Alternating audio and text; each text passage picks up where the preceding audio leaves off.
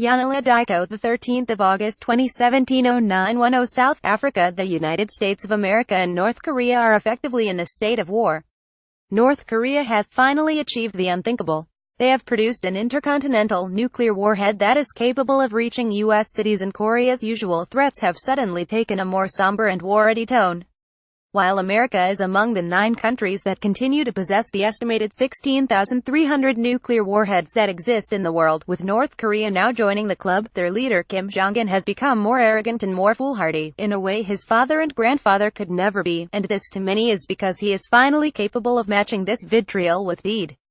So, what if a nuclear device were to detonate in an urban area today? What would happen if a 10-kiloton nuclear explosive went off in downtown New York City, at Madison Square Garden, or Park and Lexington Avenues? According to the Federal Emergency Management Agency, what would happen is that the half-mile radius around the bomb would have a low chance of survival, and most buildings, including those of federal government meant to be the responsive units, would be utterly destroyed.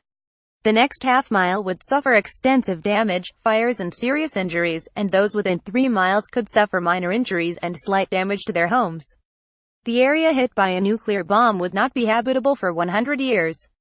This would mean cities that have taken over 200 years to build, cities like Boston, Washington, D.C., the wealth of Manhattan, would be destroyed at a single trigger and not to be habitable for decades on end.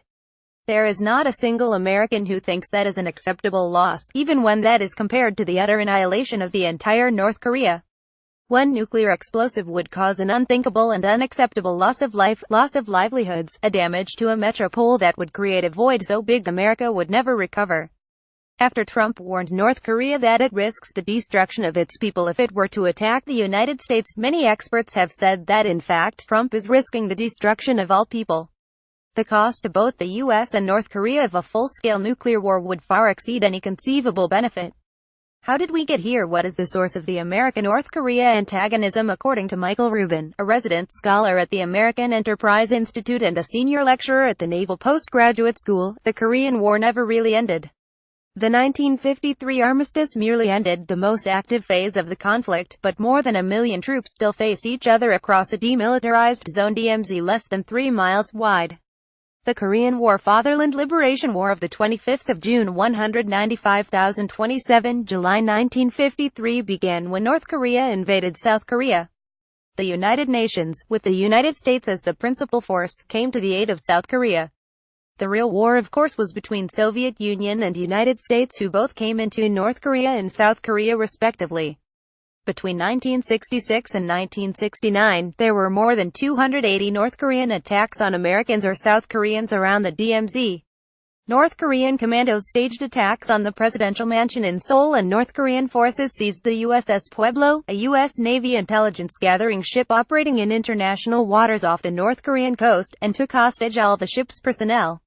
Only after President Lyndon B. Johnson dispatched the USS Enterprise battle group did the North Koreans even agree to discuss the Pueblo, but when North Korean leader Kim Il-sung concluded that American military force was off the table, talks went nowhere. It was almost a year before the North Koreans released the Pueblo's crew, and then only after General Gilbert Woodward signed a humiliating confession on behalf of the U.S. government. North Korea over the years has always coupled provocation with outreach. On April 15, 1969, Kim Il-sung's birthday, and just days after North Korean officials proposed a meeting in the DMZ, 2 North Korean MiG-21s shot down an unarmed U.S. surveillance aircraft over the Sea of Japan, killing 31 American servicemen. This provocation and outreach has characterized the North Korea's relationship for the last 50 years. It's clear that North Korea has been biding its time to finally be able to put the United States in this position where they have no choice but to negotiate or lose big. In the 19th century, the German military strategist Karl von Clausewitz called war the continuation of political activity by other means.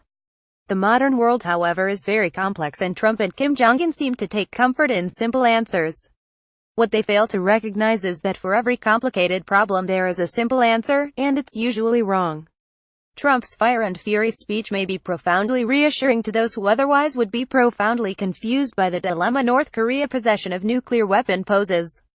In the age of nuclear warfare, to continue our political difference by means of warfare is not an option, because our mutual survival depends on finding ways to manage the differences without war. Today, any guerrilla, no matter how obscure his cause or remote his country, can fire a shot that will be heard around the world. Kim Jong-un has realized this, and even if he is in possession of one nuclear weapon, he can cause unbearable damage that will reverberate throughout the world and cause untold devastation. A joint recognition of the harsh reality is that the US and North Korea have profound, irreconcilable differences, but their survival depends on finding ways to manage their differences without war. There is unlikely to be a time when all differences between nations have been overcome, all ambitions forsworn, all aggravations or selfish impulses transformed into acts of individual and national beneficence. If we are to make any progress towards real peace, we must accept the fact that war results from unresolved political differences, not from the existence of arms. There is no other way to know just what these political differences are except by talking to one another directly. Dialogue is not a sign of weakness or a silver bullet to ending differences and preventing war, but it is the only way to understand just what is the cause of the differences. So what does North Korea's Kim Jong-un want? What are the political, social and economic tensions that have led to conflict? Pursuing an arms race without dealing with nation-to-nation problems at the same time would be the ultimate example of treating a symptom while letting the disease run its brutal course. Arms buildup is a result of these symptoms, not the cause of them. The U.S. has spent little time understanding Kim Jong-un and more time hurling sanctions at him at the slight provocation. There are many who have thought cutting off all trade and negotiations, intensifying sanctions, will isolate and weaken North Korea's Kim Jong-un. This has not happened. The government has not collapsed and will not collapse.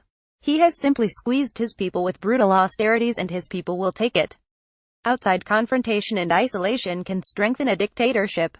Hard-headed negotiations and contact with the outside world is the only way to diminish Kim Jong-un's powers, otherwise he will continue to build armaments without restraint while firing salvos of hot rhetoric. The constant refusal to engage North Korea has pushed them into the orbit of their inexperienced young leader who, like his immature American counterpart, live on the whims of their invented illusions of invincibility and power. It's time for more mature politicians to take over the international space and bring lasting solutions before these children destroy civilization itself. DM Yanala Daiko.